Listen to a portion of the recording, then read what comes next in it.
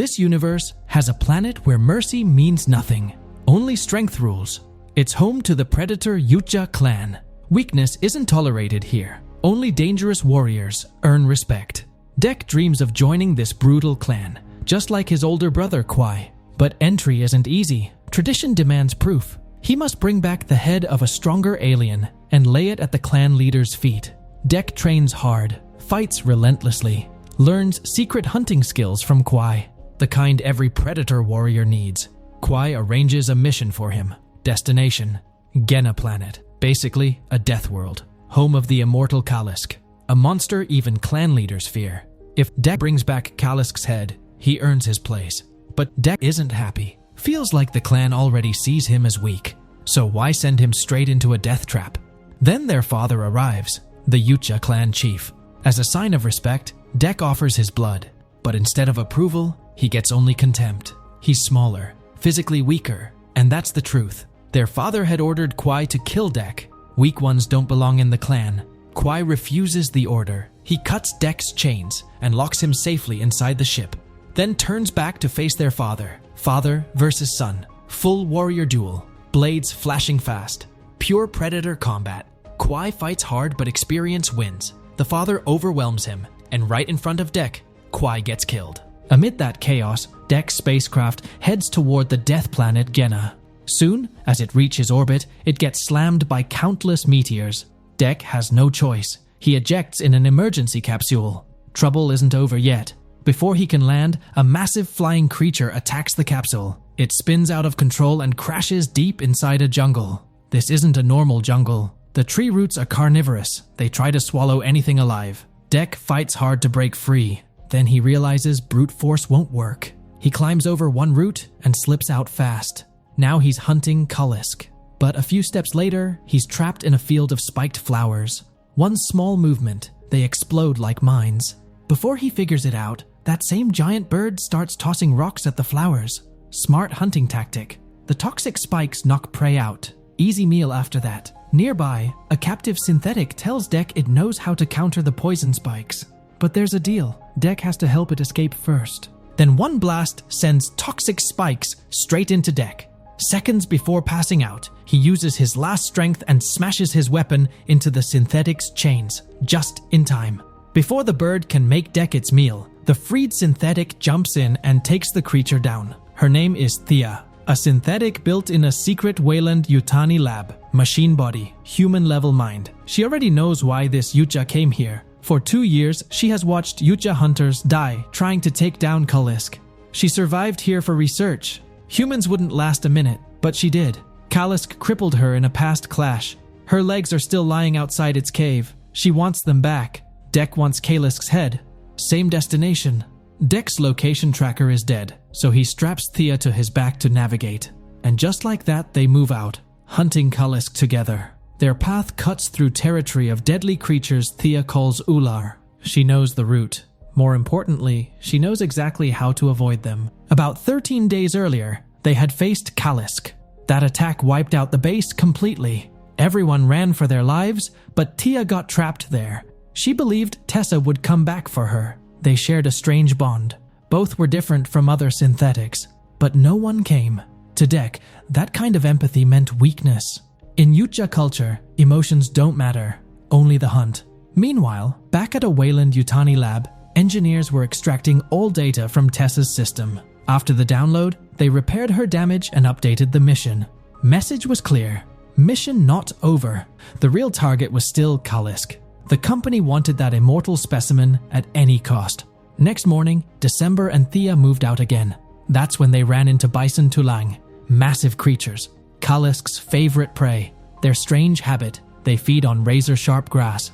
When Dek stepped forward to hunt, the grass sliced into him instantly. Clear warning. One wrong step here could shred a body in seconds. Dek was about to strike from a distance when a strange monkey-like creature suddenly jumped in between. Even Thea looked surprised. The moment that small creature showed up, all the bison stopped grazing and ran off. Hungry, Dek chased one right away, jumping across trees. But a branch snapped, and he barely avoided falling into that deadly grass.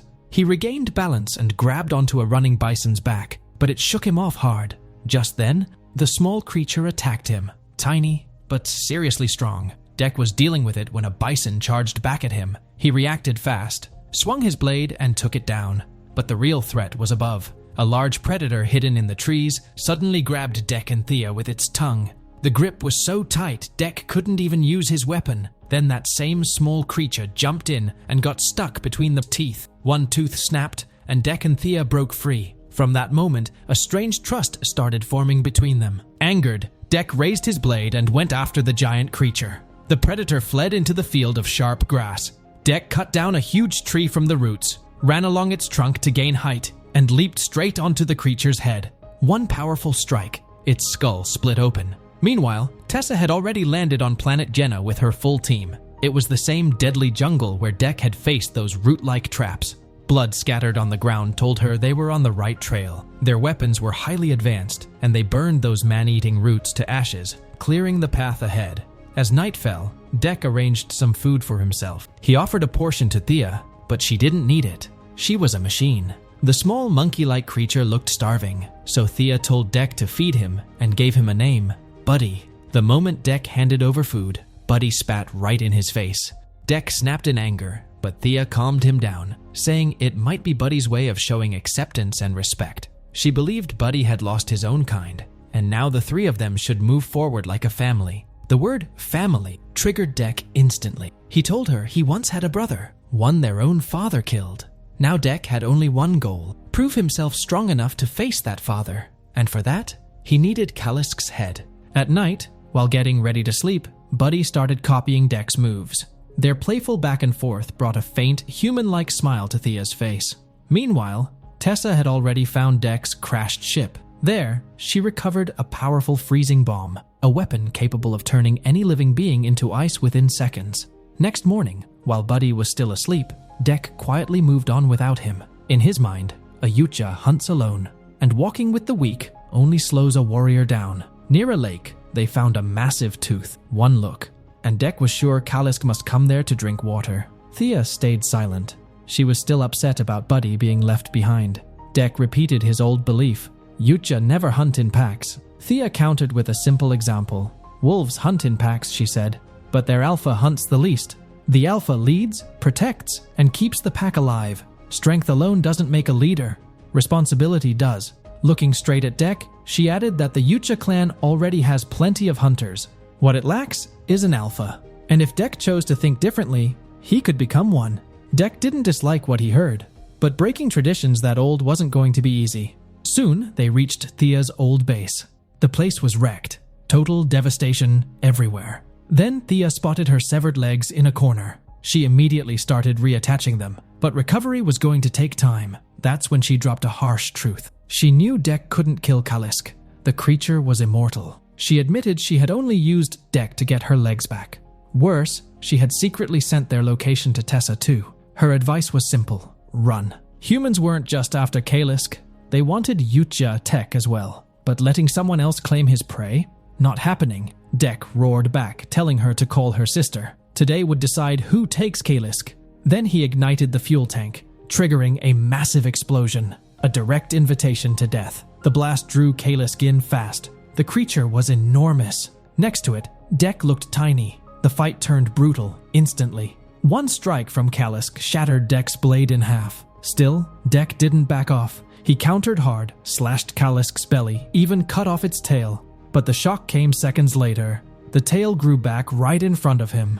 Enraged, Kalisk whipped his new tail around Deck and hurled him away. Deck slammed straight into Thea, knocking her half-attached legs off again. Furious, Thea unloaded a burst of gunfire at Kalisk.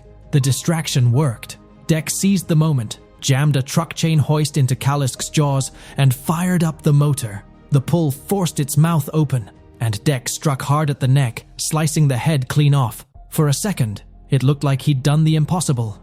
Then the impossible happened back. The severed head crawled back and reattached.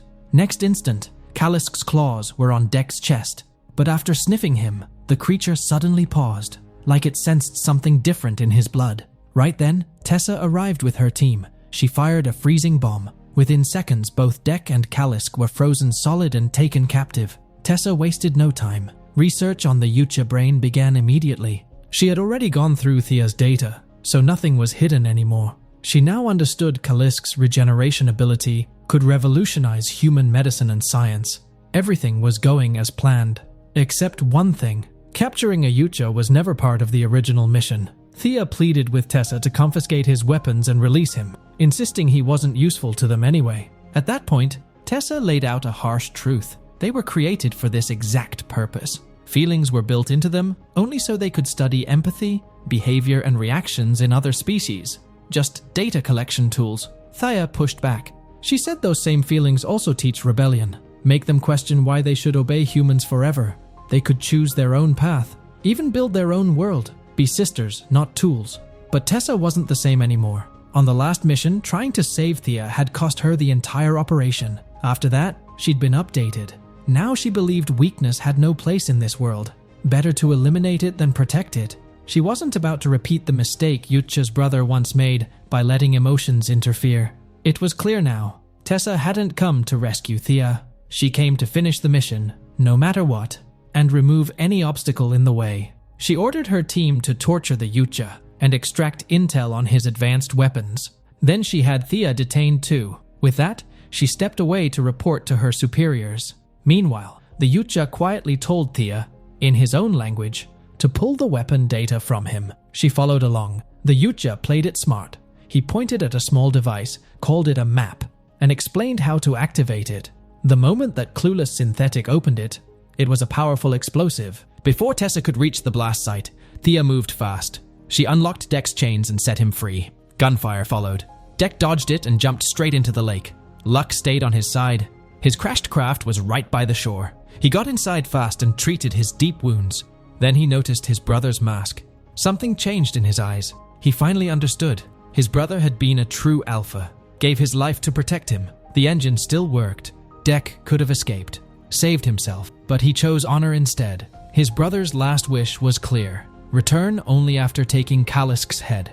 Now Deck was thinking differently. Biggest problem, no weapons left. So he started building one. Razor grass blades, bones from that giant creature, even poisoned thorns. Piece by piece, a deadly weapon took shape. The surprising part, he even fed one Euler creature and turned it into a tamed attacker. Something he planned to use like a living weapon. By chance, he ran into Buddy again. Buddy spat at him, same as before. Clear sign he was still on Deck's side. Deck now fully understood the bond between Buddy and Kalisk. That same maternal link, and Buddy's scent, had saved his life earlier. The two returned to Tia's destroyed base and pulled her severed legs out from the rubble. Those legs weren't just body parts anymore. They were the key to finding Tessa's hidden facility. The moment they reached the site, the attack kicked off. Deck's tamed Ular moved lightning fast and took down a guard instantly. Chaos spread. Thea's detached leg crawled toward her while Deck covered the advance. Buddy used his small size perfectly, slipping through tight spots and causing serious damage. Meanwhile, Tessa and her boss were convinced the Yucha threat was over. Calm and confident, they were preparing to ship Kalisk to Earth. Then everything flipped. Thea's leg grabbed a guard and used his retina to unlock her cell. Two more guards rushed in, but Thea and her leg worked like a perfect team. Together, they wiped them out. Outside, Deck and Buddy were holding the line, leaving bodies behind. But the second Deck stepped inside. A guard pressed a gun to his head from behind, until Thea took that guard out. She stared at the Yucha, surprised. And that's when Deck reminded her of the wolf story. When Deck revealed that Buddy was actually Kalisk's offspring, and that he came not to hunt but to reunite them, Thea was stunned. Meanwhile, Tessa was running out of time. They had just 20 minutes to leave Genna, and in that window, she had to eliminate the two biggest obstacles to her mission, the Yucha and Tia. When the full squad of guards reached the deck, Deck was sitting calm. Total trap. He had hidden explosive bugs all around. At his signal, the Ular struck. Seconds later, blasts ripped through the area and the entire unit was wiped out. Then Tessa showed up in a massive power suit. She opened fire with a laser cannon. The loyal Ular jumped in front and took the hit, sacrificing itself. Deck kept absorbing Tessa's attacks on purpose, buying time so Thea could free Kalisk. Once free, Kalisk went straight at Tessa's suit like a volcano erupting. The fight was evenly matched, until Deck attacked from behind and tore out key engine parts. Seeing defeat coming, Tessa threw her last card. the freezing bomb. Dek moved fast and disabled it. Enraged, Kalisk ripped open the suit and swallowed Tessa alive. Then came the emotional moment. Mother and child reunited. Kalisk expressed gratitude in her own way, because the one she thought was an enemy had actually reunited her with her child and set them free. But that joy didn't last long. Suddenly, violent blasts started inside Kalisk's stomach. Tessa had activated the freezing bombs from within. In seconds, the immortal Kalisk froze from the inside and shattered into thousands of icy fragments. The blast was powerful enough to throw everyone back. Tessa crawled out, badly injured but alive. She raised her laser gun at Thea's head, but before she could fire, Dek struck from behind and finished her for good. Finally, the moment Dek had waited years for arrived. He returned to his clan and dropped Tessa's head at his father's feet. By tradition, he had hunted a powerful alien species. Now he demanded his right, the title of warrior and the cloak that makes fighters invisible, turning them into silent killers. But his father's pride blinded him. He rejected the trophy, called Dek a disgrace to the clan, and ordered his execution. What he didn't realize was this: the boy he once dismissed as weak had already become an alpha. Dek took down 2 warriors in a single move. Left with no choice, his father stepped in himself. Even he couldn't dominate Dek. The fight ended with the father wounded, and Dek proving his strength once and for all. Seeing defeat, the father turned to deception. He activated the cloak and vanished. Dek kept taking invisible hits, then he used his head. He fired up a nearby ship engine. Dust filled the air and exposed the hidden outline. That was enough. Dek struck fast and cut off the arm carrying the cloak. Now, the father was captured. To save himself, he admitted defeat and offered Dek a high rank in the clan. But Dek roared with pride. He wasn't joining any clan anymore. He had his own now. At that moment, Loyal Buddy silenced his father for good. Power had shifted. Dek claimed the cloak and proved himself a top warrior. But the victory isn't complete. The whole Yucha clan is now against him. And from deep space, his mother's ship is descending fast, ready to avenge her husband. The real interstellar war is about to begin. On one side stand Dek, Thea, and Buddy. On the other, his own mother and the entire clan,